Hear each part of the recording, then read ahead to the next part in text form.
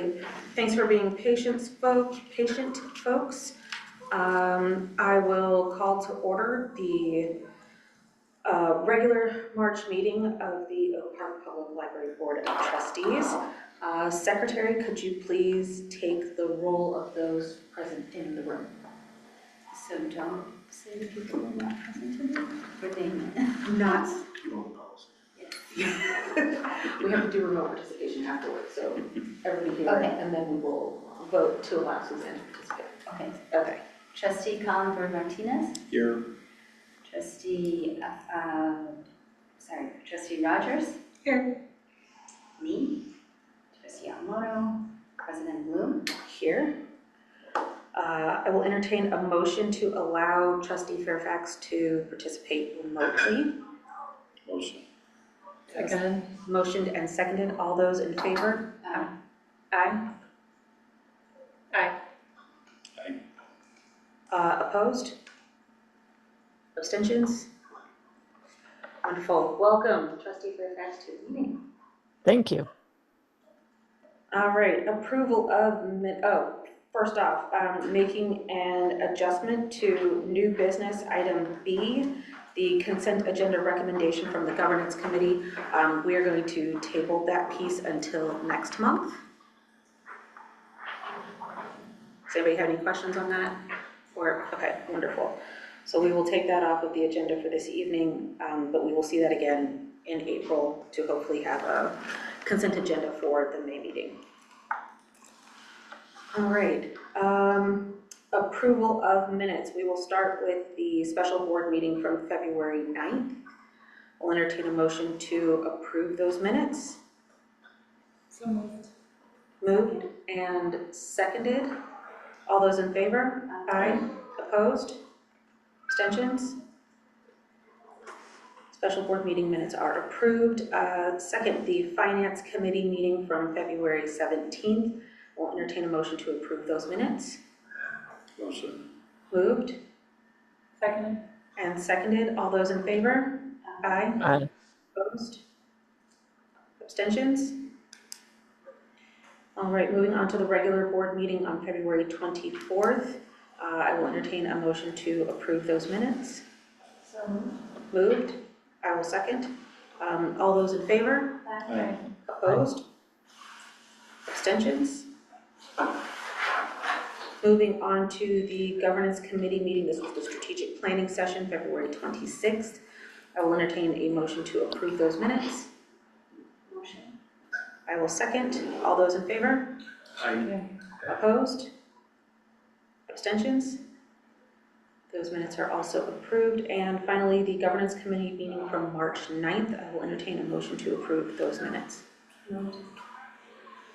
I will second. All those in favor? Aye. Aye. Opposed? Abstentions? Wonderful. I do not believe we have anyone here in person to do public comment. We did receive one public comment via email. This is from Leona Schaefer, to be read at our regular board meeting today. She states, I have been a regular viewer of the library board's live streamed meetings for several years and have attended many of them, though not all. I make the time to watch because I care deeply about the library, and these meetings have been an important way for me to stay informed and engaged with its work. The decision to move meetings to Wednesdays appears arbitrary, and it will unfortunately prevent me from continuing to attend the live stream. While I understand that recordings are made available afterward, that format does not provide the same level of engagement or sense of participation for me. The knowledge I gain from watching meetings in real time has allowed me to speak meaningfully with friends and family about the library and to help explain the reasoning behind certain decisions that may not have been well understood, such as COVID-related closures and the dismissal of a director. This transparency has strengthened my support for the library and enabled me to advocate for it within the community. I am disappointed to lose this avenue of connection and respectfully hope there are compelling reasons for the change in meeting schedule. Is there any other public comment that you have? You don't want to receive. We will move on to trustee comments and calendar. So calendar for April, we have the next governance committee will be on April 7th. Then we have the trustee banquet at the 19th Century Club on the 17th of April. Our regular board meeting will be Wednesday, April 22nd. And then I see a day in our village has been put onto the calendar as well. Any other comments or any other items that the trustees would like to add to our calendar? Question. Figure out, but we'll have a finance committee meeting probably, Okay. I think. And I know Annie is working to schedule advocacy for April as well. Okay. And yeah, about the day in our village, we usually there's typically the elected officials fest at the library. Are we doing that this year? So Suzanne, that is a every other year breakfast that coincides with elections, so it'll be next year. Okay. Oh, Which is great. I guess I've been around long enough that I didn't catch that it was every other year. Thanks. Yeah, I guess we'll just all have to eat muffins out in Scoville Park. All right, so we are expecting a finance meeting and an advocacy meeting to be added to the calendar, both in April, likely before the regular meeting? Yeah, it would probably be, Okay. the week before.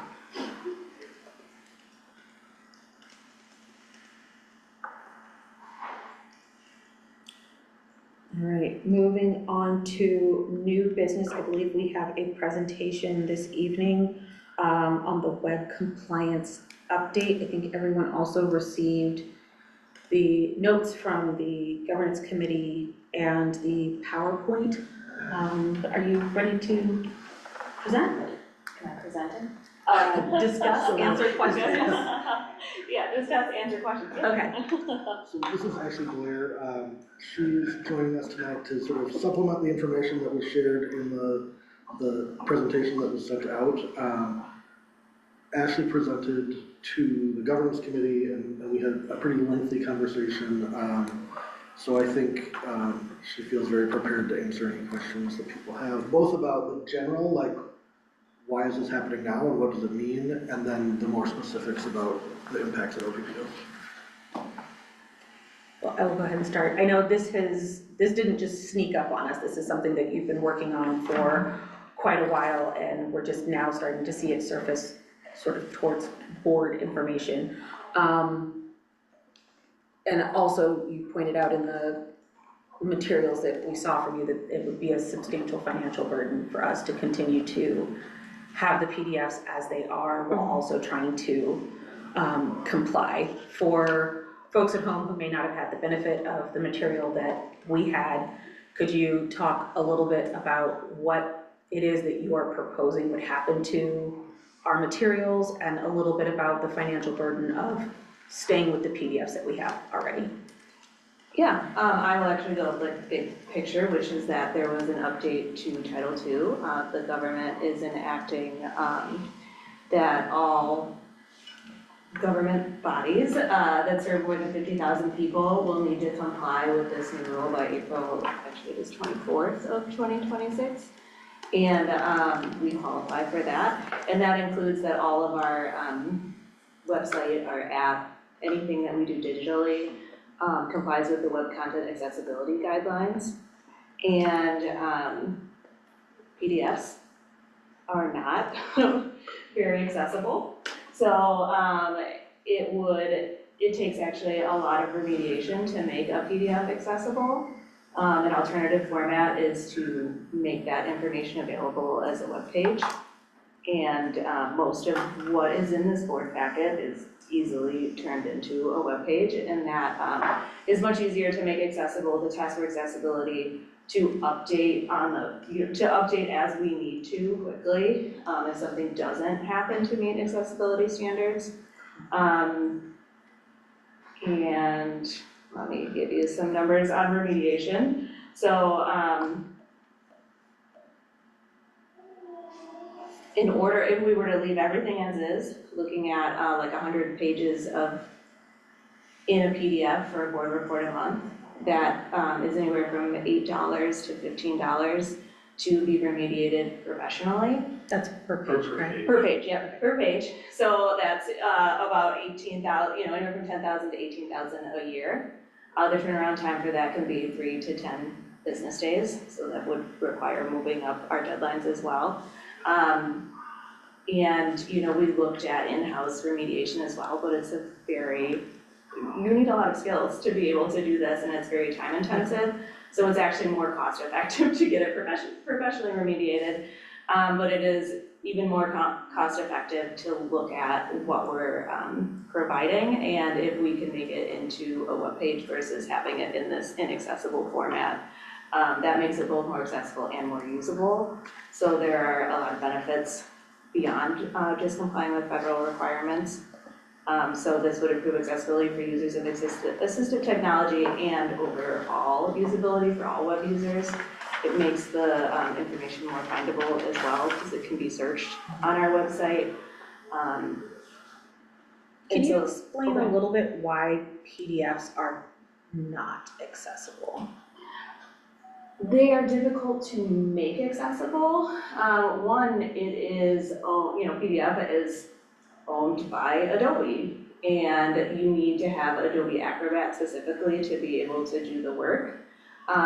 Before you even get to making the PDF accessible, you have to make the original format accessible. So in Microsoft Word or Google Docs, and then you do additional remediation in Adobe Acrobat, and it can only be done with a paid version of that. But it's not accessible because it's a strict format. So it's the equivalent of sort of like a printed document. It's not scalable in the same way that a website would be on mobile. Okay. And you have to label all of the pieces in a way that a screen reader can read it, which the web is already set up to be able to do that.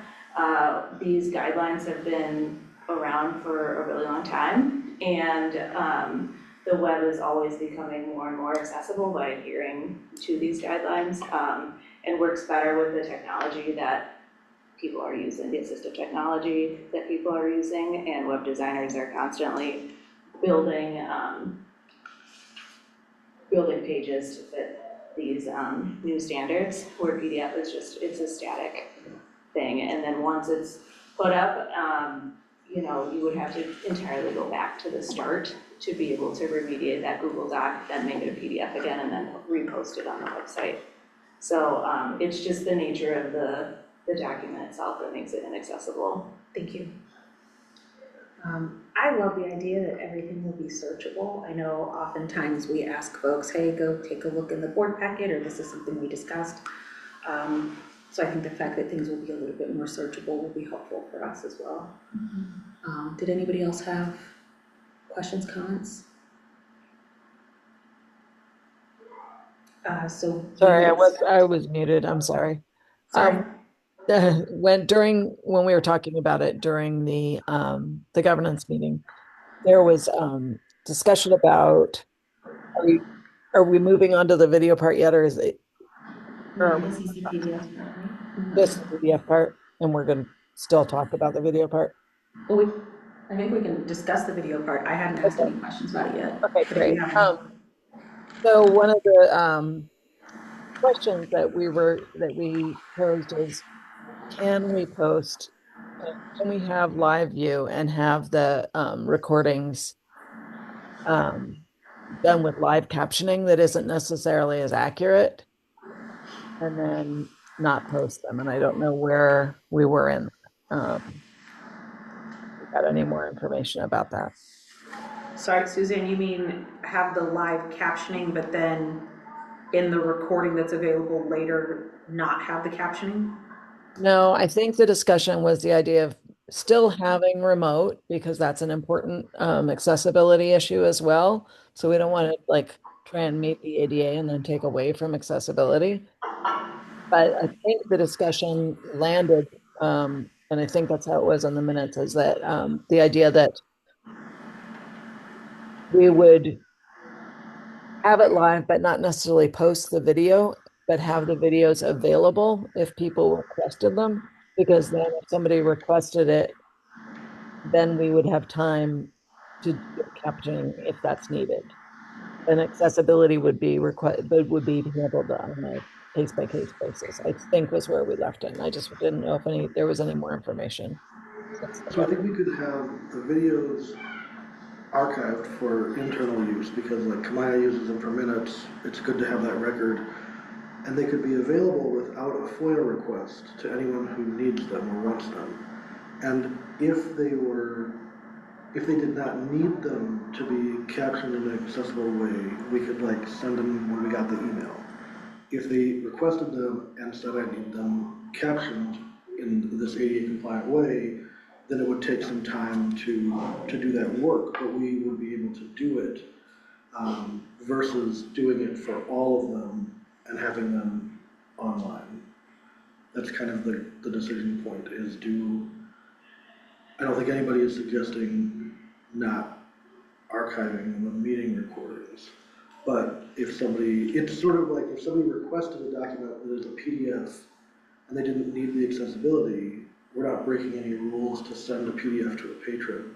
But if they said this doesn't work from the screen reader I'm using, we would need to do update the document itself. Is that an adequate way to explain? Yeah. Would that mean not posting meeting recordings every meeting preemptively? So if we want to do that, we would need to caption them beyond like the default. We can't do auto, because I thought from the notes it looked like auto, like you all were gonna look into whether like automatic recording was okay. We looked into this with Jody, but it wasn't.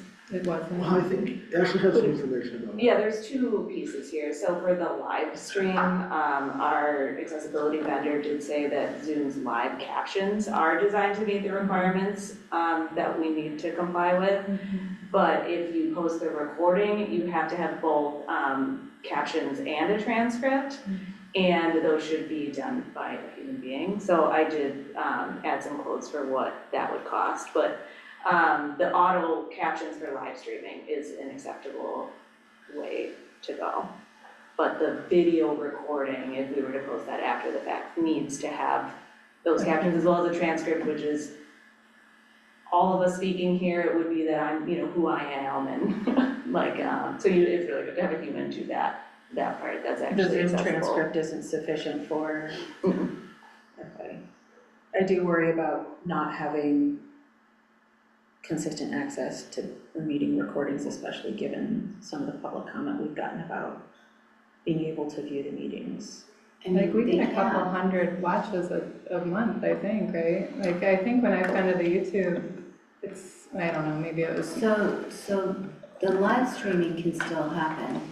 Yeah, I guess most people watch it after though. If Yeah, it's that after, person you just can tells us they still, can't come anymore. well, but afterwards they can She's get it. unique though. Like when you look at who's on this call, we don't usually get that many like live. We get usually like more than 100 watching recording. But now we're making it inaccessible, because now you're telling people to email for the We're adding delays to a get this step. video. This Can is I just ask like Ashley what the antithesis. cost, when you said you looked into the cost per transcription, I mean, these are 48-hour.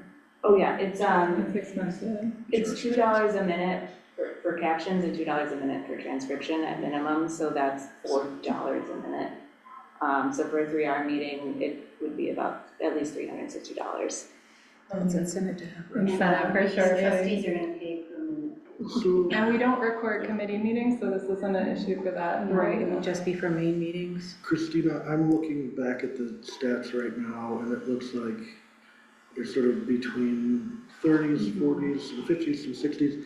If you go to the meetings around The controversies. controversial It's higher. subjects, they're much higher. Yeah. I Yeah. also would say that of these views, I probably access them minimum 5 to 10 times. So like Accesses them. We'll remove the Ellsworth It's, factor. It's hard to say Yeah. what, we do have staff that watch them for sure. And obviously there are some members of the community that watch them. Is there like the emails or unique IPs or anything that we can actually know like a unique number? I don't know could you figure out unique, like the number of unique IP addresses without But You can't do wait, does that even matter? It's It $4 matters a if- minute. No, I think it's worth the investment. If we're moving dates randomly and people can come up to this meeting. It's not random, take that back. That was a discussion for literally a year, okay? I'm gonna set the record straight in my update, but take that back right now. But also, I think, accessibility is accessibility, and if we're talking about making things more accessible, again, this feels like we're making a trade, we're taking away one way that folks can participate remotely because of the attempt to make it accessible to those who have to participate remotely. Like, I keep thinking about smaller libraries, and the truth is smaller libraries don't record their meetings at all, and so they just bypass this issue entirely. Well, So, and we're in this this unique position where we're a resource library, we record our meetings, and so now we're being asked to then. Well, and this is for communities over 50,000, correct? This year, everyone has to comply by 2027. Oh, okay. We just get to go first. We just get to begin things good first. I did ask Britt to clarify for us whether or not it was a legal requirement to offer live streaming and or remote participation, and he said, no, you're not required to offer live streaming. But it's important to note that we are required under the ADA to ensure that individuals with disabilities have equal access to participation. So if there was a request for remote participation, and that if we continue to post videos on YouTube, the ADA rule provides that any social media posts and videos would need to meet the requirements. So we're doing this for our other social media as well. We don't really have a lot of videos that we post. Okay. And those would be They do have significant. captions. They're a lot shorter. There's slightly different standards for social medias that you can't have a transcript, but we have been captioning videos since, like 2021, 2022, so the transcript piece is what we would have to work on moving forward. So, Ashley, did you say about $2 a minute? Mm-hmm. Well, So, $4. $4 for the caption and transcripts, yes. so if we had 3-hour meetings for a year, that's about $8,600, not including staff time or other fees, which I'm not suggesting is a reason to do or not do, but this would require some budget changes. I mean, I don't think it's that heavy of a lift. Like, it's not like they need to do a FOIA, they just have to send an email. People, I think deal that's a with pretty online serious stuff all the barrier. time. Yeah, people like, want- I know if there's a barrier that's like, you're gonna have to fill out this form, and then they know your information, like, maybe I won't do it, right? Like, I do think this hurts, because it feels like a trade-off, like, we're losing accessibility in one way to make it accessible in another. And I don't like to pit accessibility against itself. And some libraries don't post their videos anyway, so this is a hard one to benchmark. Like, we were able to look at how other libraries are managing the web form versus the PDF, but this is, there's already so much variation that it's harder to figure out like what's the norm gonna look like. I feel like the I feel community strongly would be that- so mad at us if we just took away recordings. Yeah. I feel strongly that the live remote, that we continue that. Yeah, and ideally we would still have recordings, and they would be fully ADA accessible.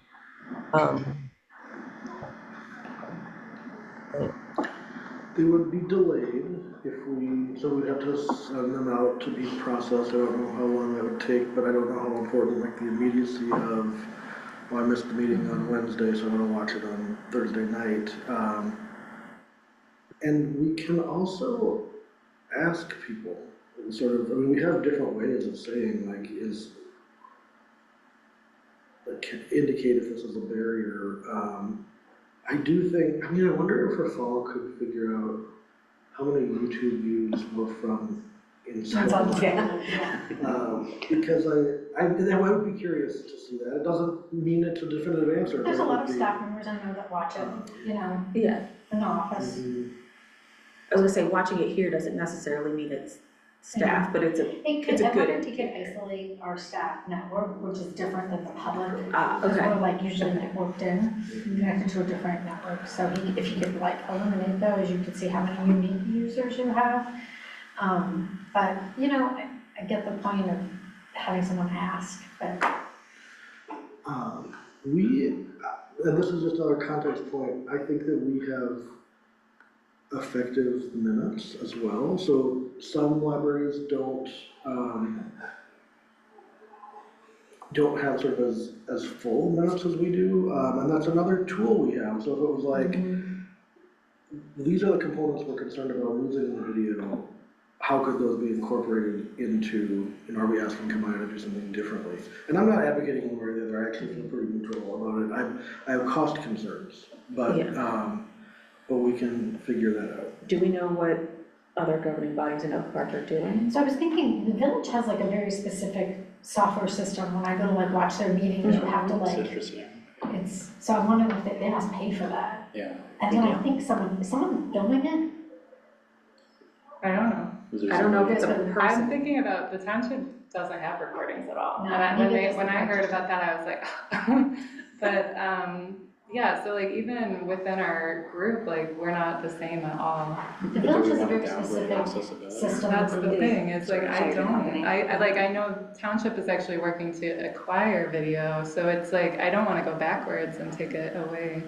I think this feels like something, and I could be wrong, I don't know who was on the board during 2020, this was something that was enacted during the pandemic. I just looked it up, June of 2020. So that's when recording started? That was kind of like we were cobbling together, you know, an owl and, Oh, yeah. you know. Yeah, how, because people couldn't show up here I for the was watching the meetings. board meetings before I worked here. Yeah, and now But it's it- like seamless.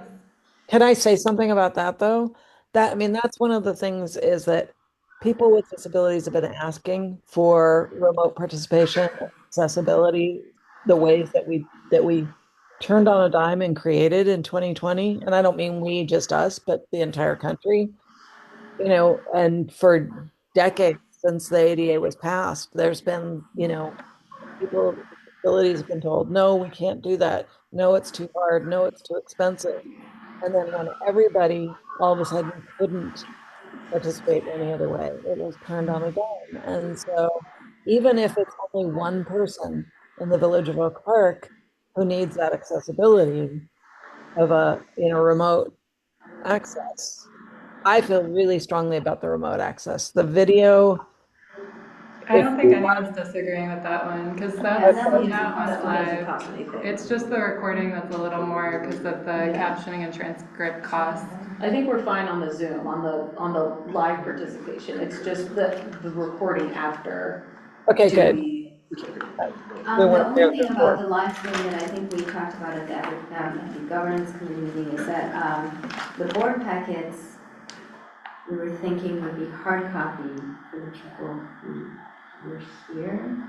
And then those are PDFs, right? Oh, some of the financials and the table-based, some things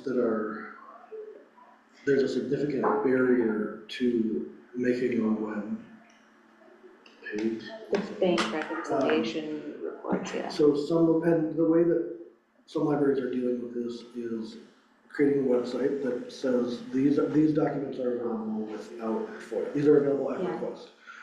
So things like our financial software does not put out reports in an accessible way.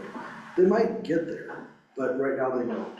So that would mean either Ashley or another staff person going through the reports or the tables and making them accessible through either turning them into narrative or otherwise reformatting. But if somebody requested them that didn't need that, we could send them the PDF. And if they requested an accessible format, we could send them that. But they can't be put in the packet that way. So there may be things that are like emailed as supplemental materials available by request, and we would change the format if needed. But if that happened and there was someone in the room, a member of the public, they can also receive a hard copy. I believe that we could screen share so that anybody remotely participating would have access. I feel like that comes into play more like budget season, I can imagine folks Well, or the financials, yeah, if they every did, single page. I mean, well, the third of this packet probably is financial, so that would be another, budget impact to think about if we wanted to convert everything.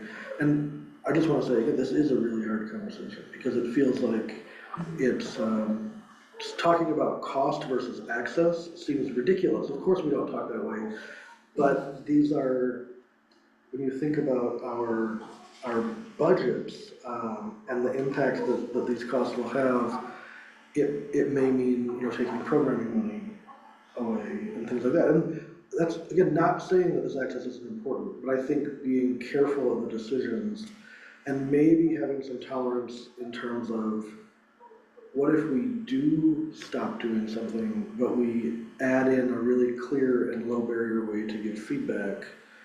Are we comfortable with that or not? Or do we do it all and somehow try to measure use more? That's what, we could do a trial and measure use, but I think we would need to get some data on how do you, if you go through this and you pay for it a couple months, you might instead vote at shorter meetings. Honestly, that was gonna be my next question. That is was what the next happens question. if because we're trying to keep timing on these. It's something that we've been diligently trying to do. Like, what happens if instead of aiming for, say, 9 o'clock, we start aiming for, I don't wanna get too, start aiming for 8 o'clock? Does that make this? I'm okay with trying. I think that's right. Like, I don't think I'm ready to invest 10,000, but like, I would be interested to like try something new and then see what the interest is. Like, if people are mad, if there's feedback that you all receive, I'm okay with that. Yeah. Yeah, I mean, we could try just not posting the videos, but definitely still continue the thing. Um, you know, that's a question of time, of what day of the week that somebody can have access, whether somebody can make it in to the library or not. So, and like you said, Ellsworth have a way to get really easy feedback. Um, and on the, yeah. And then on the point of feedback, just how accessible is that? Right, right. Yeah, it would all feel like an extra step for someone who is already possibly exasperated by the process. Another option would be is to reach compliant by end of April. To take a pause and investigate systems that can do it. We're kind of saying, okay, we're doing streaming through YouTube. Like, what if we looked at what the village is using, maybe what the township is using, and then you can investigate doing something that's a little bit, has more built-in structure to it. I'd like to figure out a way for us to do this at least until we start budget discussions again. That would give us a good 6 months of data of who's accessing it and who's not. And Kind of then, study. yeah, and figure out, and if we get to 3 months and the staff is like, absolutely nobody has looked at any, like, it doesn't mean that we can't stop it sooner. Yeah. But I think rather than like cold turkey being like, well, in May, there's no more recordings. 6 months of paying $4. $4,000. Oh, I'm not saying, wait, am I saying that? I guess I thought we were only gonna do that if someone requested it. And so, Yeah, that would that's, be If we want to post it like on YouTube or on a public facing service where it's like you click it and you play it. oh, I guess I thought we weren't gonna do that at So first, and we if- were only gonna send it if they reached out. yeah, So we can, you're right, that if people have to request it, then it can. We wouldn't accrue that We can do it without a cost. transcript unless we're asked. Yeah, so then we But- would kind of study two things. We would study how many people are watching it and what's the need for actual like screen reader technology. But then you're also dealing with who are we not speaking Yeah, a lot of to? people might just. Because they don't go through the first barrier of making a request. The only way we answer to that is by investing in the full amount. So like that's a zero sum thing, like I don't know how to square I that mean, I circle. like Susie's idea, like, because we have to be in compliance, that's number one. We have to be in compliance by end of April. So like, if we stop posting the videos. We can still live stream, no problem with that with compliance. If we stop posting the video by April, next month, and then take that time to investigate what other tools we can use, right? Because then we're in compliance, but we're still, it's not like we don't care, we're still pursuing how we can best serve the community, but also not spending like a gazillion dollars. And ironically, if somebody was gonna try to figure out if we were doing that, they would not be able to see a recording of the meeting where we discussed it. Because it wouldn't be posted. But they'd see the But they can minutes. still request it. I mean, they'd see the minutes. This is Yeah. the rub, is like, I don't know, I don't think that, like, the only way we please everyone is by taking the $10,000 amount, and I don't think we're ready to make that decision today. No. So if And we're not ready to that's make gonna that get decision, taken. then it is like, what are the next steps? And like, to me, that makes sense of just like pausing what we're doing and then studying what isn't working for people that are Well, trying. you said we have to be in compliance by the end of April. But that gets us to, like, I was gonna say, if our meeting is on the 22nd, that means we could still use the same process we're using now for the April meeting. It would get us until the May meeting to do. but it wouldn't to get pull it on down. the site. Oh, are we having to pull all of these? Yes. Yeah, so well, I don't think it has to be, but if we want to put the whole year out, which has been our practice, then we would need to retroactively convert. Oh, so we're gonna have to retroactively convert these if this is what we decide to do. And But no Ashley, matter Then what, we would have to incur the cost for January through April anyway. so Ashley's working through the packets, right? You've got Yeah, kind of an example year, of that. yeah. And I believe we would have to caption and do transcripts for the video. So I want to ask the question of our vendor, because social media doesn't have to be retroactively compliant. But where does YouTube land on social media? So we couldn't have a link from our website anymore, but we could still have it available publicly on YouTube. But if YouTube counts as a social media channel. So I just have to confirm that because, yeah, that's an interesting.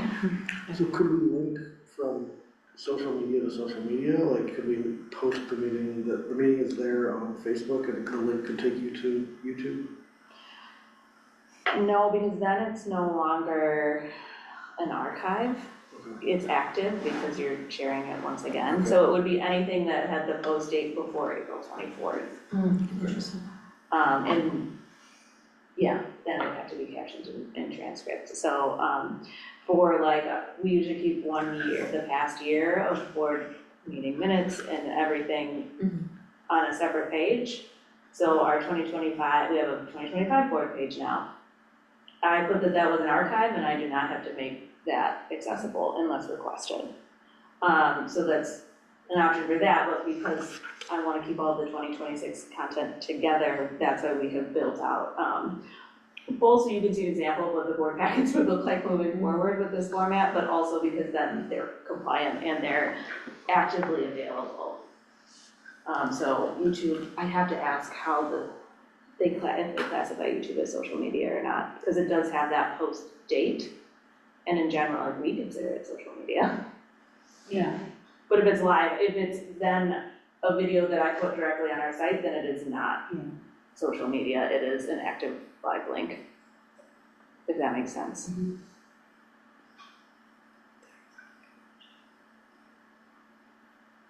I had a couple questions that we were looking at. One was, so you just mentioned, is YouTube social media?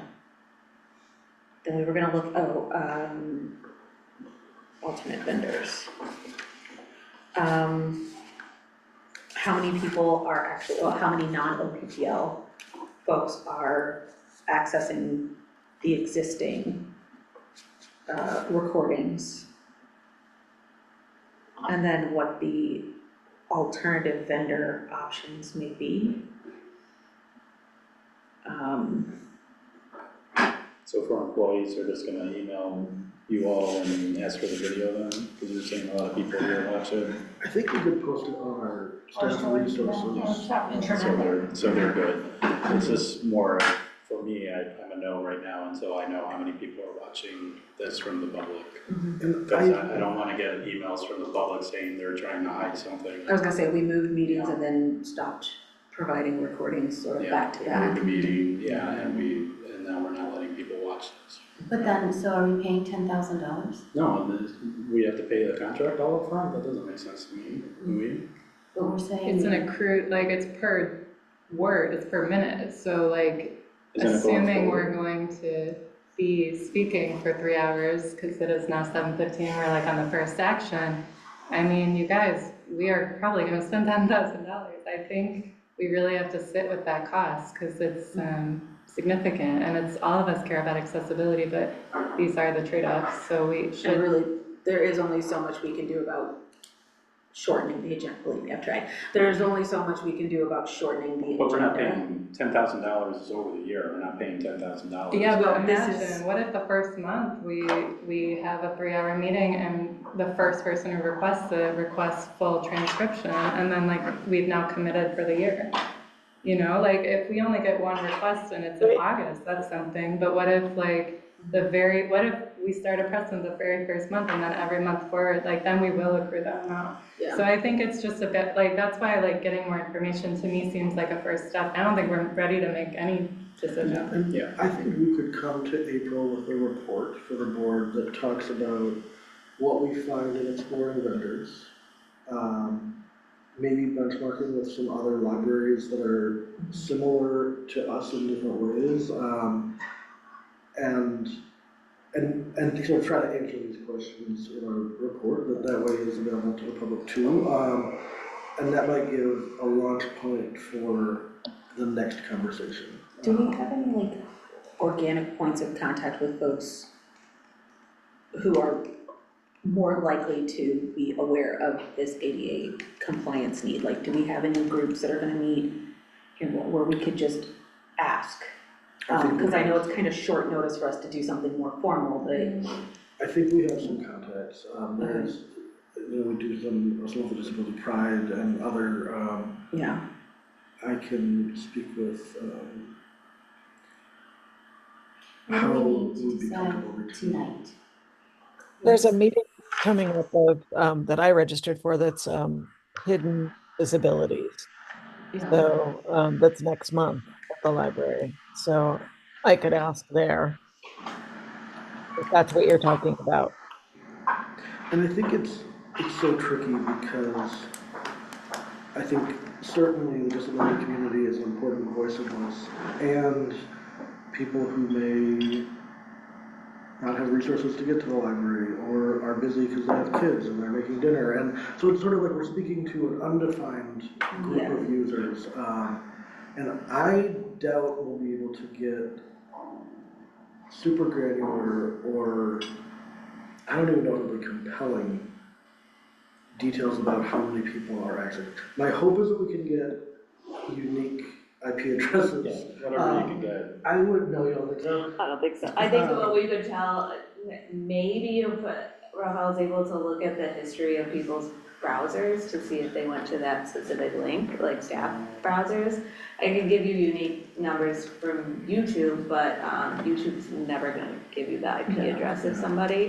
I think this is like a pipe dream too, but I would like to know duration. Are people watching The whole thing. Yeah. or are they trying to It's in find there one somewhere. I was agenda gonna say, point? YouTube does sometimes give you like the heat map of like where people. The other Stop thing is, watching. maybe there's a non-YouTube option that would give us this data. Well, that's That way what we'd the have to, manager with the township. we'd have to Yeah. test, It has to it be would mean accessible. moving over, testing for a number of months and then looking at the data. But, Yeah. so why don't we can kind of do a report, an IT report, an IT and other library comparison report, which my guess is we can have that for the April packet. Do we think we could have it, I'm pushing it, do we think we could have it before, like, maybe 2 weeks before the April meeting? In the interest of trying to keep these meetings short, since we may be paying per minute, getting folks to review whatever the findings are before we come in. No is an okay answer. I don't know, we could try, it kind of depends on like vendor response time Okay. and things like that. We could shoot for April packet or before, and if we get it done before, we can send it. Right. Or if we find like compelling information on the way to the report, we could share that piece. I don't want it to have to wait until the board packet goes out. If you guys find something that's material beforehand, I'd like us to show up informed and have some sort of opinions before we sit down. Yeah, there's a conference between now and then that a number of us will be at, and a couple other things that Spring break. are gonna sort of take up time, Yeah. but we can prioritize it, I just don't wanna commit to it, because that would be like 2 weeks from now. I hear that. I think though, like, it is hard, like, I don't feel like I have enough information to make an informed choice Yeah. right now. So I hope to have a little more information next time too. So what I would say is, while people think about what they would like to see in a report, please tell me, so that we can try to answer. And there may be questions that we're like, we heard it, and we don't have an answer. But at least that way we I have. really, and it's not even, like, I really liked hearing like what other vendors might be it, and then the library benchmarking. The IT stuff, I don't even care as much about, I'm just because, looking at the village site and I can't tell what they're using. They do have a vendor. because I love the idea of finding a third way, but I just, It's in the, If so we just wanna- did, just to get us a little bit more time, if we committed the next board meeting to putting it up the way it is, then can we give ourselves until May to make a decision? That was my hope, was that we can, if we don't have to go, I think this goes back to the is YouTube social media thing. Like if we can.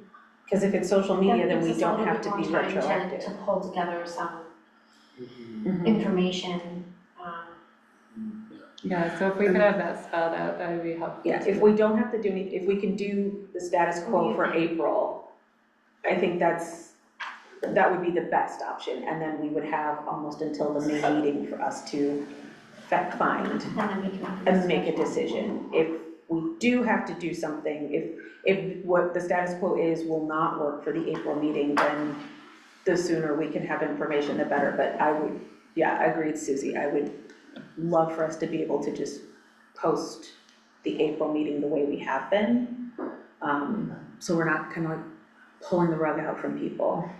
I'm also wondering, I know Alex isn't here tonight, but I'm wondering if we may want to put something on our webpage and possibly in the newsletter that these issues are coming up.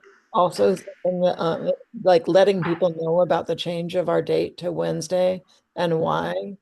That's something that I was going to bring up at some point as well tonight, just to like make sure that all the governing bodies know that through iGov. I'm sure Christina's on that, and through COG, and then just getting the word out more about that so that we don't have people surprised.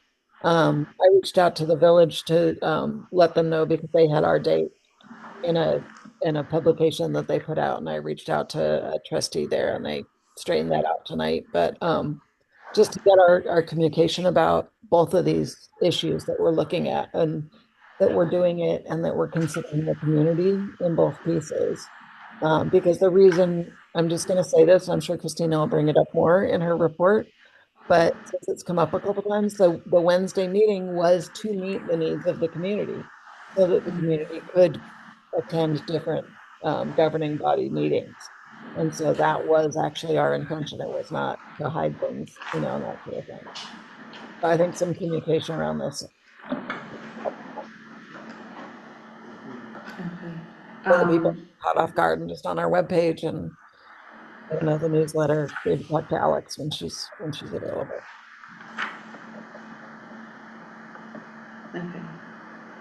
So potentially something on the board page around both of these pieces that might actually prompt some folks to reach out to us. And then I know you guys have our short list of questions here, but board members and specifically the folks who are not here, I will put in the pre-cap a reminder to submit any questions that you have on this to Ellsworth and Susie to see if we can come up with enough baseline data to make an informed decision.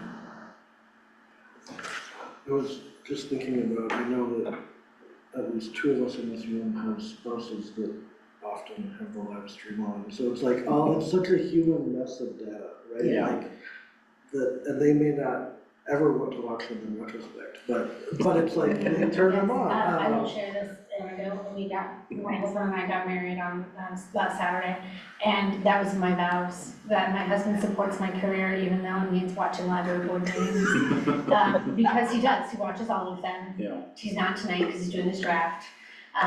But, you know, that's, yeah, I don't know if he's watching it for the same reason of accessibility.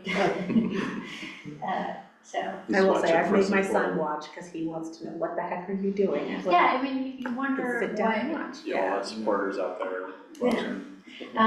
you know, I know there's a staff member who regularly streams, Mhm. as opposed to watching it. I know there's another Yeah. staff member who watches it after the fact while they're writing reports. And I know that folks who are thinking about running, like, this is one of the best ways for you to see, like, Yeah. what is being on the board really like. Yeah. I know. Which is why I think the live streaming option is not gonna go away. Yeah, No. and the live streaming option doesn't cost money, so that's not. Right. We don't.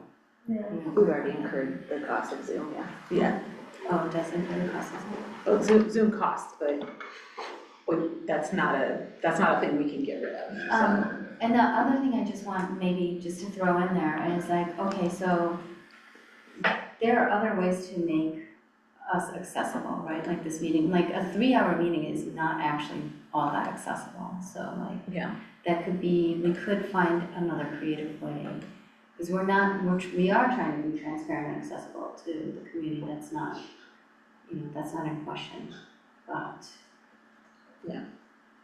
And again, that's something that we're trying to work on, but don't wanna not do things, but. And we're all here because we care about library governance and we want that work. I think the vast majority of the community is more interested in the outputs of that work. yeah, So I think, I mean, we now have a minimum of 3 board meetings a month between committees and regular. And we get very little public participation. So if the barrier was coming on a Tuesday or Wednesday or whatever it was, we've reduced that barrier and we haven't seen it hasn't been a noticeable difference. That doesn't mean we minimize the fact that people might come, and they have come when there are certain issues being discussed. But I think it can be really hard to kind of wrap heads around what we care about might not be what the whole community cares about. And again, it's about the output. So I think when we talk about programming, we talk about the budget, we talk about those things that really connect with what the public experience is, that's different than when we talk about policy review and budget. I think those are a little bit 2 different audiences. So I feel very strongly about comprehensive minutes and the accessibility of the information, which will remain no matter what direction we go.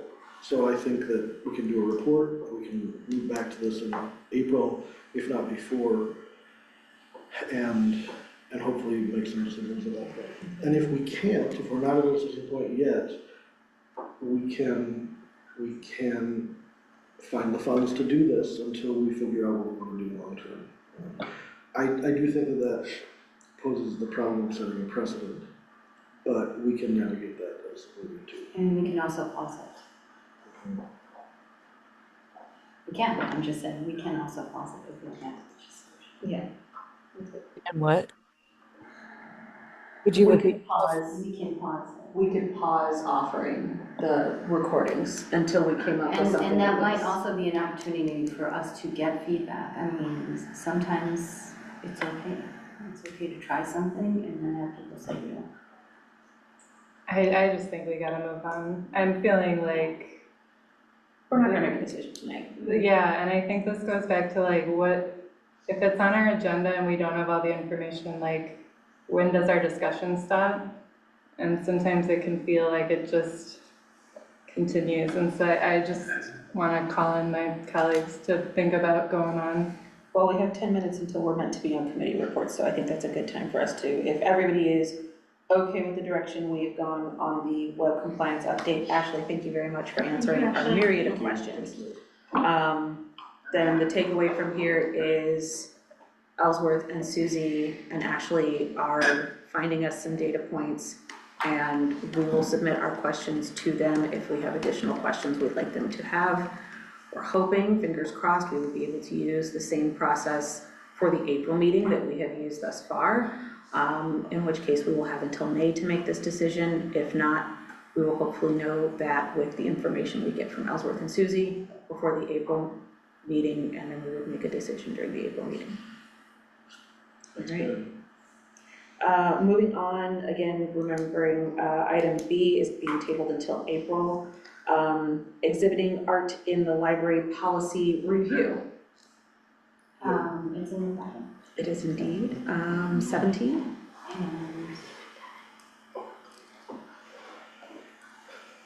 And So this is a regular policy review. We looked it over and thought that, like, the thrust of the policy was fine, but there were a couple of ways we could clean it up to be more clear, and a little bit tighter overall. So I would say the tone has not changed, but it's a little bit more concise. Happy to answer questions. We did talk about this one at governance.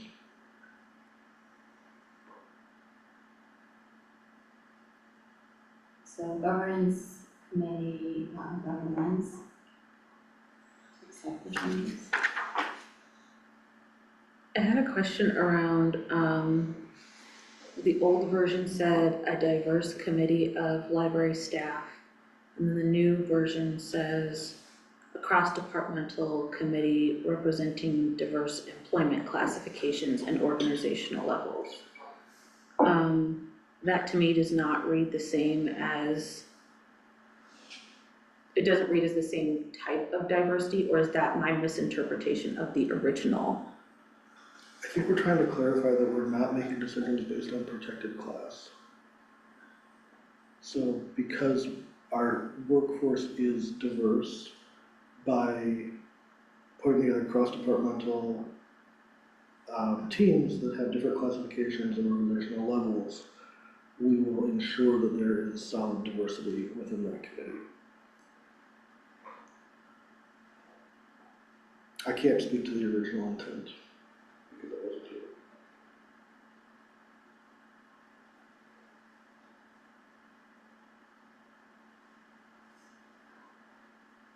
Nika, did you guys discuss that at all? Yeah, we did discuss it, and it's, you know, the library's commitment to equity and anti-racism is still in the policy. And there's no, the original one is rather unclear on what that actually means. And so we decided that we wanted a clearer, the recommendation was to have just what that actually means, and then, but also to stay committed to, or be clear about our commitment to equity and anti-racism. So we felt that the language was more direct to what actually is happening.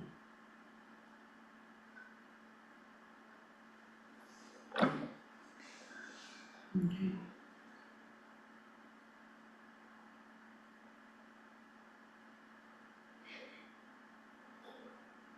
No questions here. Same. So, No discussion? All right.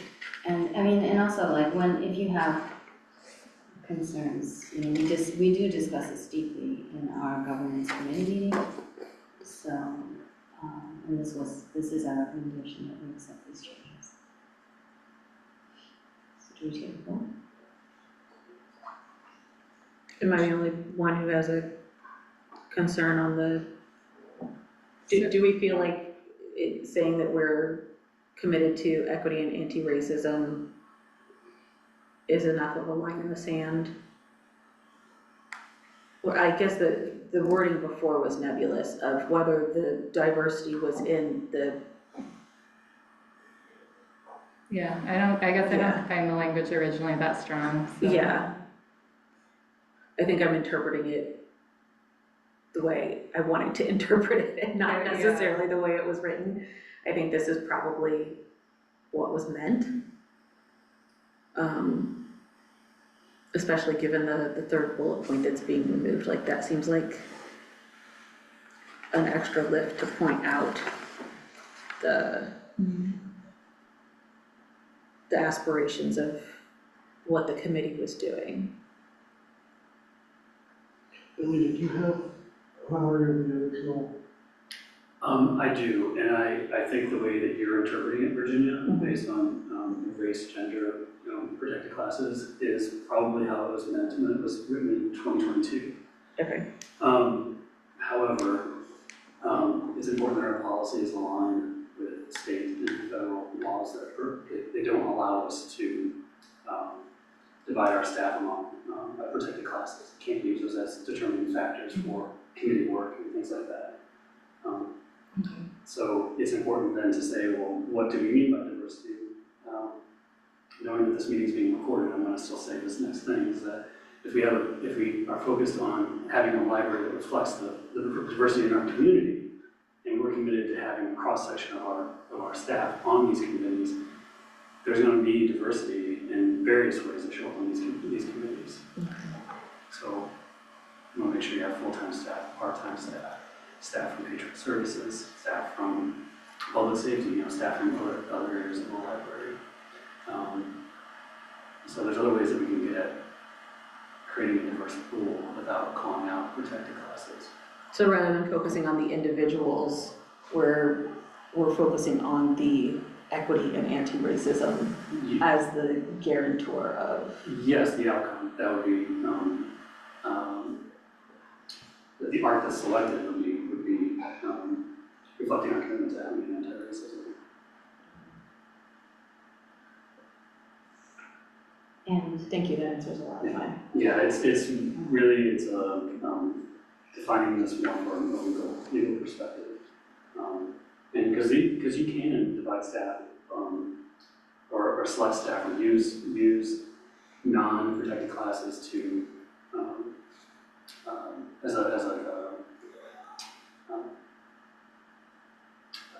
qualifier for a committee. Like if we want to make sure we have part-time representation, we want to make sure we have departments, and then also want to make sure you have grade 1 versus grade 8. Those are equal. So we can't say I need, one, Right. Yeah. one person from each race, one person from each gender. You can't say that. And again, with the work that's done in this library to increase diversity across all departments and categories of staff, when we build different committees or task forces, there's generally a good cross-section of representation. I guess my worry is always, and this is a worry we hopefully won't have anymore, is, what happens to the next group of people sitting around this table interpreting this? But since they won't be reviewed on a regular cadence, that's not a concern that we really have to hold anymore. It can be revised. Okay. Any other discussion? Then I will entertain a motion to approve the amendment to the exhibiting art in the library policy. So moved. Second. Moved and seconded. All those in favor? Aye. Aye. All those opposed? Abstentions? Wonderful. And then I think our last bit of new business here, library opening an hour early for a day in our village. So that is Sunday, June 7th. This is something that we have to vote on because it is opening the library earlier than scheduled. This is something that we do every year for a day in our village. Even if we don't have breakfast, apparently. Does anybody have any questions around why we're opening it early or concerns? As a reminder, you're normally open at noon on Sundays, so this will be opening at 11 a.m. Crack of dawn. All right, hearing no discussion, I will entertain a motion to approve an amendment to the library schedule to allow for the library to open an hour early for a day in our village on June 7th, 2026. So moved. Moved? So moved. Second. Moved and seconded. All those in favor? Aye. Aye. Opposed? Abstentions? Wonderful, that also passes. Moving on to committee reports, starting with governance, Mika, do you have an update? So we discussed our consent agenda, which we are tabled for this month. I mean, if you want to give us highlights. Well, I mean, it's,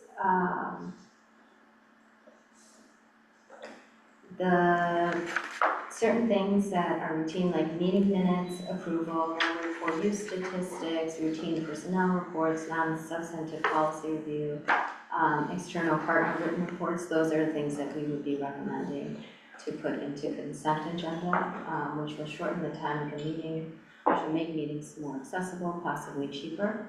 So that's what we're hoping to do. We've cleared it with legal to make sure that everything is, everything that is going on the consent agenda is legally allowed to go on the consent agenda. And what's important to know is that just because it's on the consent agenda doesn't mean that anybody on the board can't just bring it up. We would use the rule of one, which means that if even one trustee requests a removal of an item from a consent agenda, on that day of the meeting, then it's back on the agenda. So you don't need to take a vote, it's just, only if everybody unanimously is comfortable with it just being a consent agenda. Correct? So that's that, and we, Oh, sorry, can I back you up? yes. You also had a proposed order of business. Yes. Roll call, consent agenda, trustee comments and board calendar, visitor comments, financial reports, unfinished business, new business, executive director's report, and adjournment. What is unfinished versus new? It's the same thing that we have currently on the agenda, so if we have unfinished business, it may be like the budget discussion when we Okay. talk multiple months. We don't always We have don't always have unfinished that, business, but it exists now. Okay. Can we ask if it's necessary for, can we look into if it's necessary to have the agenda order in our bylaws when we get to the bylaws discussion? That's a whole next time as well. But can you look between now and then? I can tell you now that it's not required. Okay. It could be removed. Just because when Virginia and I were discussing the order of the agenda, sometimes putting things in a particular order makes it flow and go more quickly. So just a thought. Yeah, I like having a standard, because I think that makes the meetings more predictable for everybody. But I don't think that I would want to force us to adhere to anything. I don't know if putting it in the bylaws makes it a requirement.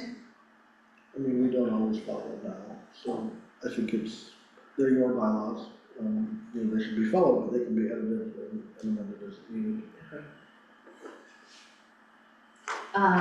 Also, we had discussed ED evaluation plan for fiscal year 2027. And the committee recommends doing the same type of ED evaluation for February 2027. So exactly a year from now, same procedure. So that's our recommendation. Do you vote on that? What happens? We don't have to do it. We have a closed session later for some of that. And then there's the strategic planning session follow-up. So we had a special meeting for strategic planning. And I think we're going to have a follow-up meeting where all the trustees are, Ellsworth is going to look for a time when the trustees are available. And the bylaws of library board review plan, we're going to discuss in the April governance committee meeting. I think that's it. And obviously we discussed exhibiting art and library policy, policy review, procedure review, and the web compliance that we talked actually reported to us. Do you mind, Mika, if I give a little update about the logic model? Sorry, the what model? Sorry. The logic model? Oh, you're gonna give it? If Or you- I'm gonna give it? Or you're gonna? Do you want to talk about it? It's up to you. I just have some notes from like, Oh, yeah, if from you- a leadership you can- perspective. Yes. So that is what page? page, What kind of numbers online? But as we said, during the strategic planning retreat, we spent some of the discussion discussing the logic model and based on feedback from the meeting and a lot of what Ashley's work around accessibility, we really had to make some changes to it. And so in your packet, you will see a draft that Mallory, our data consultant, put together. We worked together with she worked with the leadership team to kind of make some changes. So the draft was presented at the governance committee meeting, and then based on that discussion, we kind of made some additional edits. The biggest differences are we edited the titles and subtitles to be more reader-friendly. Instead of saying like inputs, we say what we invest, and instead of activities, we would say what we do, just kind of using more natural, approachable language. We edited the strategic objective language. Each strategic priority has 2 objectives. They were uneven before, some had 4, some had 2. She worked really hard to kind of condense those down. Increase the font size, which should be approachable. It's definitely less dense, more readable. And then one of the next steps, so on our impact page, you can see the restatements there's 2 per there. And then what Mallory would do is link to some examples, some stories that would kind of talk to how this work is showing up in practice. And they'll kind of be fluid, depending on different, we'll continue to update those.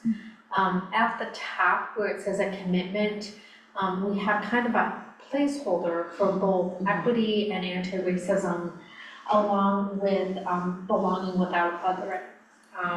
And we, one of the things, if you remember in the strategic priority, that session was that equity and anti-racism is already listed as a priority, and to say that it guides all of our work. So, but I think that'll continue to be explored at the next board strategic planning session, which couldn't find a date, but is it TBD? TBD. But again, this is kind of presented for you guys to look at, and I think the governance committee, if I'm right, didn't have any issues. No, we think so. And then I just want to explain this, where it says like our commitment to equity and anti-racism and belonging without othering. One of the things that came up in this meeting was the confusion between the equity and anti-racism, like being a role and then also being a pillar. And so that sort of also, supported this idea that maybe our pillar should be potentially renamed so there's no confusion or less confusion. So I think that was my understanding. Did I represent that? Yeah, I think that's the conversation. What phrases do you want where and why? Right. And I think that library staff feel very open to kind of what this conversation will be, but we wanted to respect and reflect the conversation that's going on about belonging without othering and start to model, so where could this language go if we were going to fit it in? All of this is absolutely ready to be edited, changed, updated. So I actually had some hesitation about putting forward something with belonging without othering on it, knowing that we were still kind of in the early exploration of that. But it seemed so logical to include it in this version of the edit that it felt like we can talk through it if it's concerning to people to see it right now. But these are labeled draft, they're very much working documents, and that can be a major talking point right now or not. I think feedback also on just the overall format changes would be really helpful. The other thing to jump in and to kick off is the coloring is also going to change. The orange is not accessible. So Mallory and is meeting with the comms team to kind of review some of the different icons and make sure everything, so that the coloring might change slightly, but that's a very aesthetic change. And I think there's work ahead of us here, because even with edits for readability and font changes, this still is not a hugely accessible document. It is accessible to some readers, but I think if we're trying to find something that really speaks to the majority of our community, I'm hopeful this is sort of a first step of multiple, because we do want people to engage in these things very actively. And I think the more accessible we make them, the more people will access them, and that's been a huge barrier for communication, especially out of the board, is making sure that folks are looking in the packets, they're finding information. So I appreciate the staff looking into it. I absolutely love adding the links as examples, because that means everything can feel very, very relevant. It can feel very timely for each of these priorities. So I really enjoy that. And just to clarify, Susie, when you're saying that the orange is not accessible, it's because of contrast, right? There's not enough Yeah, contrast there. so yeah, the contrast is not, I guess, easily readable. Right. So they might be tweaking some of the colors. I think this actually kind of leans fairly well into the advocacy committee update. Anika, if you're all done and dusted. Yes, oh yes, I'm done. No, I thought you were gonna ask me to give that, I was like, sure. Annie asked me to give this, so, we haven't met, but she would like to schedule an April and May meeting, so we're working on that. I know we all received that book, Othering and Belonging by John Pell. She started it and spoke with Virginia. It's a little academic, it's a little dense, so we're going to request that folks focus on chapters 1, 2, and 7. So just focus on chapters 1, 2, and 7. And then we're gonna hopefully talk a little bit about it at the April meeting. In May, that we are thinking about bringing in a speaker to the board meeting, is how I understood it. Does that seem right? Yes, and I Okay. think, Ellsworth, you said that there were a few avenues that you could check to see if there are already libraries. If not, then branching out to museums and Cultural institutions, yeah. Cool. And then Annie's looking into how institutions are using the framework too. So that's kind of the advocacy committee and where we are at. fantastic. Finance committee, and then that'll lead us into our financial reports as well. We didn't have a meeting, so, There you go. but, All right. yeah, now I get to learn what happened. Albert, did you want me to have a discussion? Yes, please, over here.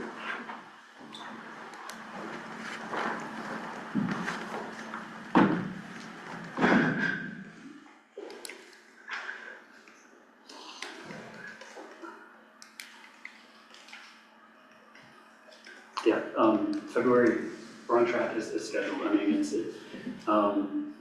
we've been looking at the overall, where we are in the point of the year for February 28th. It's like 16.67% through the year, or 17% through the year. Our expenses are tracking right about 17%. And this is kind of ahead of where we were last year at this point. So yeah, we're right on track. And some good news that we've had since this report was written is, we've received the majority of our, actually almost nearly all of what we expected from the second installment property taxes from last year. So that's, I think, kind of behind us. Now we're focused on the first installment this year. Just this week, we received about $750,000, what we believe is from the first installment. It's hard to tell because we don't have the actual reports that accompany these payments, but it's a significant amount of money to see. And so that's what we're thinking that it's from. We'll continue to monitor that. But again, right now we have enough cash on hand to get us to June comfortably. So we'll continue to monitor it. I'm happy to answer any questions about the expenditure report. You said we didn't get any of the reports to accompany the dollars? Yes, that's been delayed for some time. We typically get a report that shows like, okay, so we got, $320,000 is deposited into our account. But we want to know, is that from the tax bill for the first installment for this year, was that, what part of that was also from second installment last year? It's made up of these different tax years. And so we don't know exactly which years from unless we're told. Okay. So Do we expect to get? in the future, we're told to expect it, but I don't know when. Okay. It's making things really difficult from an accounting perspective, I can and imagine. an audit perspective, when you don't know where to classify this revenue. Is it revenue that we were is it deferred revenue from 2024, 2025, or is it revenue from 2026? Yeah. But we're working through that, and we're hoping that accounting figures it out before we finalize the audit later this year.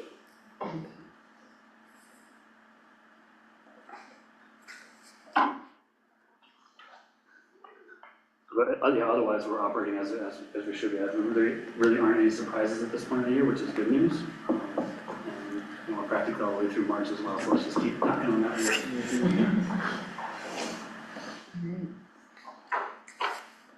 Does anybody have any other questions?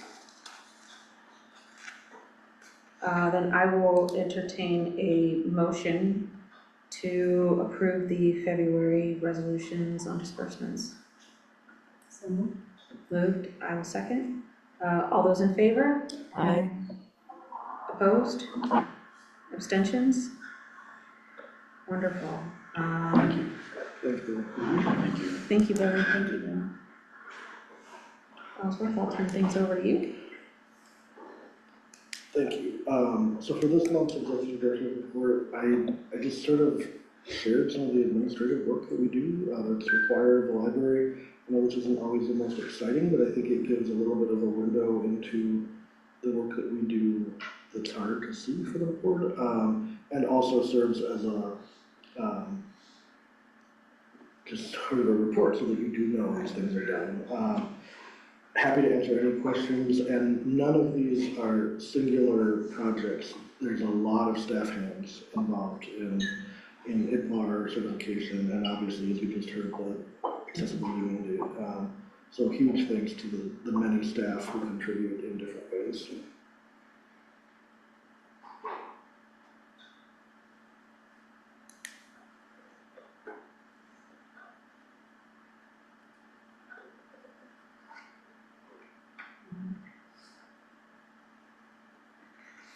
Any questions for Ellsworth?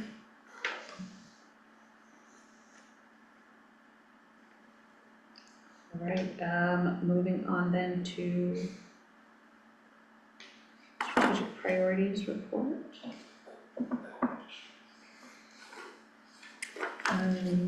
It was really sweet reading about the home delivery. It was a really cute story to share.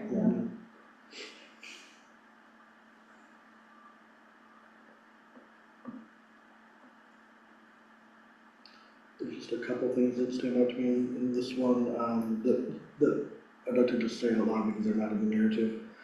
We highlight the puzzle swap for a couple of reasons, but one of them is just as sort of a nod to the fact that programs that look like they're just for fun, sort of like a lighter program, are also very significant in the community building aspect. So we're always pleased to amplify those programs that are supposed to be really light for the people participating, but they speak to a bigger project. And in learning, we got some good community feedback after having the Cook County Assessor here to talk about property tax bills. That was a project led by Simon, looking at civic literacy. And there was a lot going on in the library that day, a number of programs at the same time, and I would say the crew in that room was really actively engaged on the project. And one of our graphic designer, Gabriella, presented a webinar through Rails about Camel Pro. We're always proud to share new staff presenting and representing the library. I was gonna ask, do we have a copy of that? Gabrielle's, I think we can give you it, I think it's on Rails. I think it's on Okay. L2, Yeah. but we can double check. Because I tried to log in with my Rails credentials and I think I don't remember what they were. It's a little thick.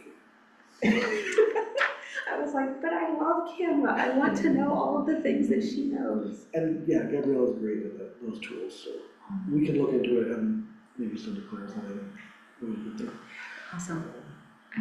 I was excited about the Cara partnership too. So I'm familiar, so I guess I have questions about what it means. Like, are they reserving space for us for like referrals, do you know? Or, because as I understand Cara, it's like a cohort of folks who are committing to like a job training program. And it's okay if you don't have the answer. I just was kind of curious because it is a competitive program that like fills up. And so I guess I just am curious what that partnership looks like. It's Rob Rob Simmons. Cure partnership. I don't have the details, but we can sure get them for you. Yeah, I'm just curious. It's a really great program. The challenges are always that in order to qualify for the program, you have to have secure housing and secure childcare. So it kind of excludes a lot of people, right? And you have to test negative for drug use. And so a lot of folks that could really benefit from it are excluded, which is a bummer, but it's a really fantastic program. I'll send out some more details about them. Yeah, just curious. Also really happy to hear about the hotspot upgrades. I know those were in high demand during COVID. I know we've talked about accessibility now in this current environment, and feels like this is a very good use of our efforts, and I'm very happy to see that it was at no cost. Yeah, ensuring that folks can stay working and going to school and doing all the things they need to do. Hey, why did they do it for no cost? I was curious on that. Why did T-Mobile? Yeah. I'm sure they actually got something. I assume it's. I was gonna say, I wonder if there's a tax write-off of some sort. I think that there is a lot of back-end funding of that, Yeah. grant and otherwise, and when companies work with nonprofits and government agencies, that's often a benefit Yeah. for both parties. I was not here for the purchase of the last iteration of hotspots, but I don't know if anybody here knows if they were. It's like this program, Mobile Beacon TechSoup. It is well subsidized, but hotspot lending is tricky and hard, and people don't return them, so then you have to turn them off. Yeah. So then it becomes useless, and you have to turn it back on, and you have to get it back. So, and there's different data programs with it, so yeah, they're really great programs, but like I said, I did a lot of extensive work during the pandemic with it. Yeah. I know when I talked to Barb, she was saying they were due for a refresh, and so she was kind of focusing on this as a project, but it's a lot of work, you know, to kind of, you have to collect them all, kind of get them all issued and set them up, so. Yeah. But I think it's a valuable service for folks to take. Absolutely. Yeah. What most public libraries see is a more diverse group of users than one might expect initially. So we get feedback about, like, I'm checking out a hotspot because we're going on vacation to a remote location and on the internet. We get feedback about, this is how my kid does homework. Like, so I think it is a service that meets a wide variety of community needs in an interesting way. The physical equipment gets pretty beat up, which is just the nature of anything small and technical that's going with our patrons. So yeah, I think this upgrade is great. I also think pointing out the shelving adjustments in the romance fiction section, this is another example of when we do these things right, nobody notices. It just feels like a little bit easier to find your materials. And the collection management team was able to really proactively work with facilities and others to figure out a way to make this better. And I think those are such great library success stories, again, even though we hope you don't even notice it. And we repaired the stairway from the parking garage to the first floor at Main. I appreciate the way that our facilities team really pays attention to those details. So what was a one-step repair, it's great, we handle it then, and don't let it expand to a 5 or 7, which would require a different kind of work, so glad to have that done. We talked a little bit about the librarian program, and the different pieces of that, especially the film screening here. Oh, I saw there's another story time this month. I think there's one more over there. Yeah, I think so. Saw a sign coming in from the garage, I think. So many events were tied to that, but it was good to see that the screening was well attended.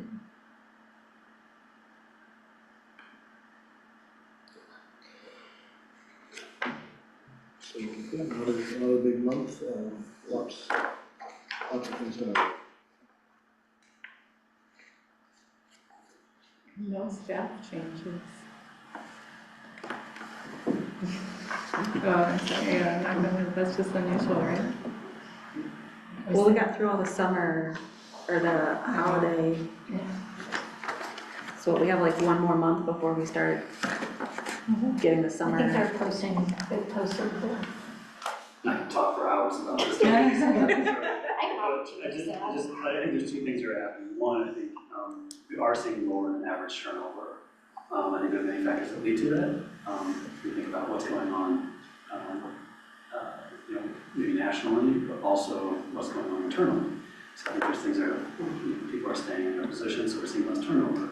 But that being said, we have 5 people starting in the first week of April, so it'll catch up. But yeah, and then summer hiring, and we got the temporary book bike positions were posted. That's moving on to the interview stage soon. So yeah, you'll see it. And then, in addition to anything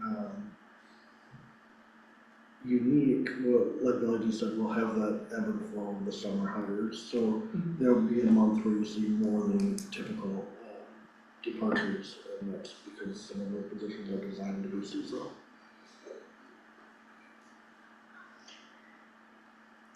Any other questions on the staff reports?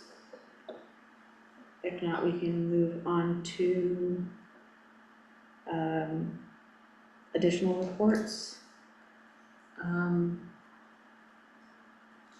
Christina, can we start with you for IGO?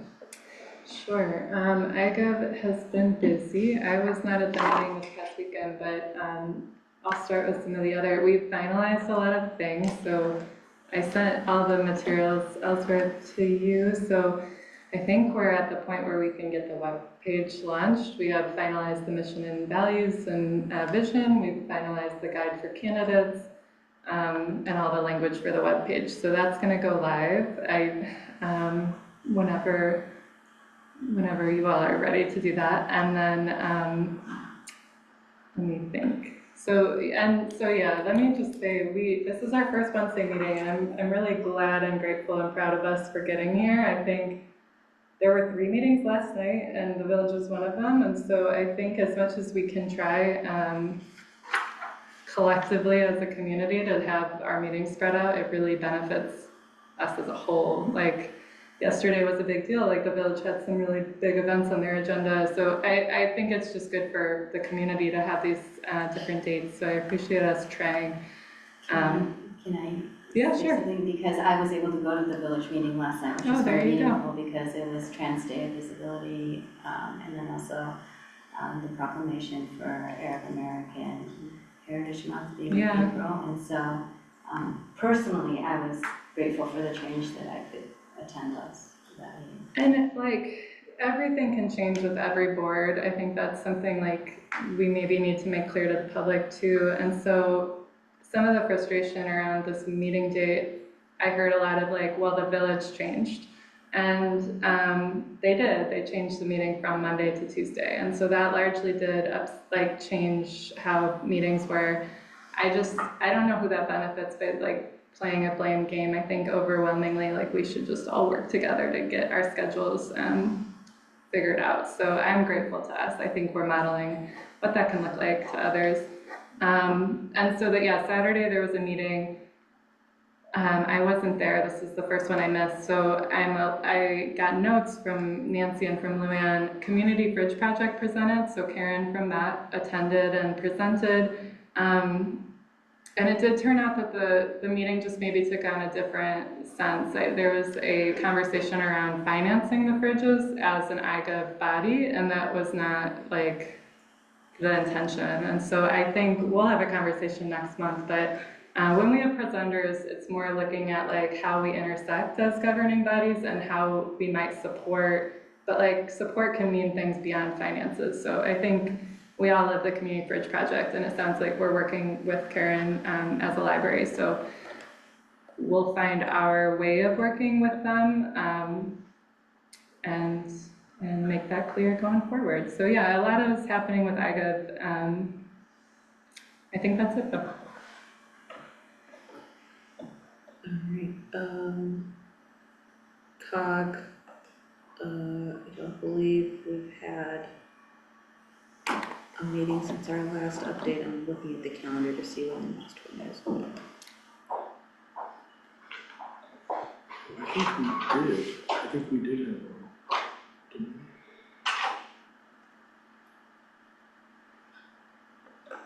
While we do that, do we have an update from Planet Green?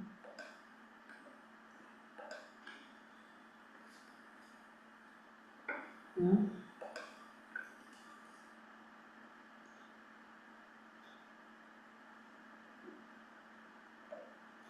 Who's the person for Planet Green? Usually I think it is Matt.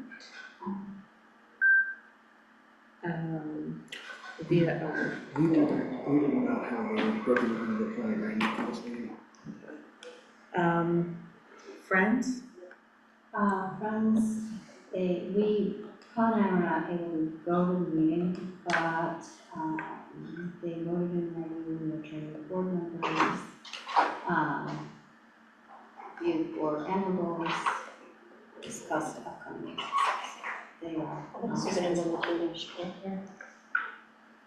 Oh, sorry. I can't. Friends, they voted in their board members and reviewed annual goals and discussed upcoming events.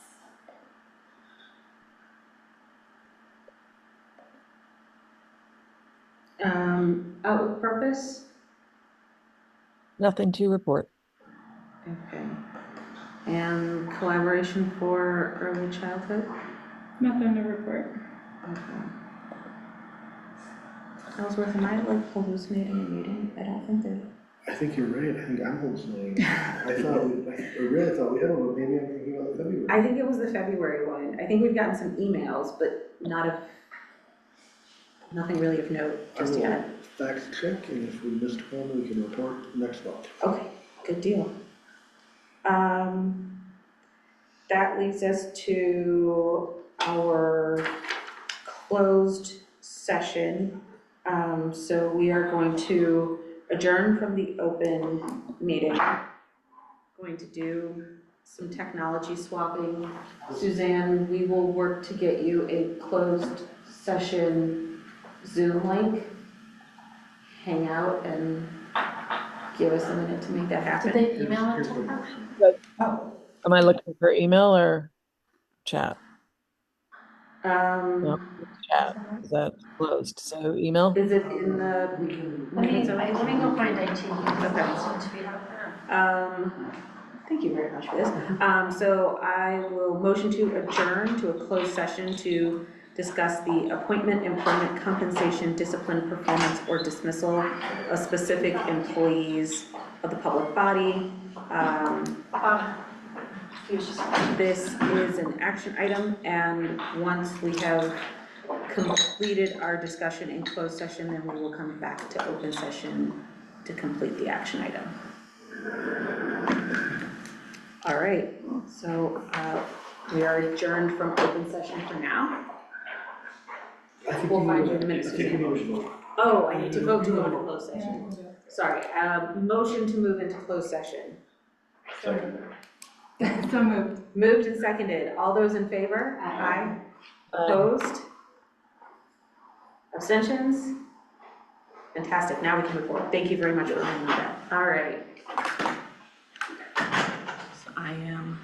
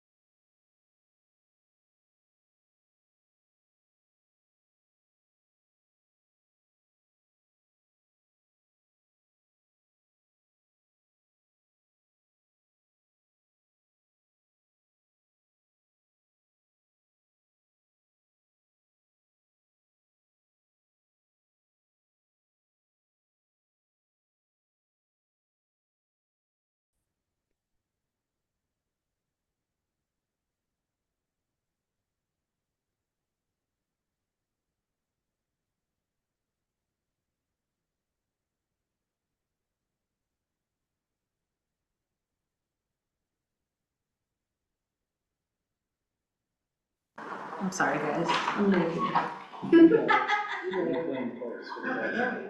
All right, there we go. Suzanne, can you hear us? Yep, can you hear me? Okay. All right, now that we are back in open session, I will entertain a motion to accept the proposed adjustment to the executive director's compensation that was discussed in closed session. So moved. Moved and seconded. All those in favor? Aye. All those opposed? Abstentions? Fantastic. So the proposal has been approved. We have concluded our agenda and all open business for today. So I will entertain a motion to adjourn. Motion. Second. Moved and seconded. All those in favor? All those opposed? Abstentions? Thank you very much, folks. See you next month. Good job with the timing, Virginia. Yeah, good job, everybody. That's great.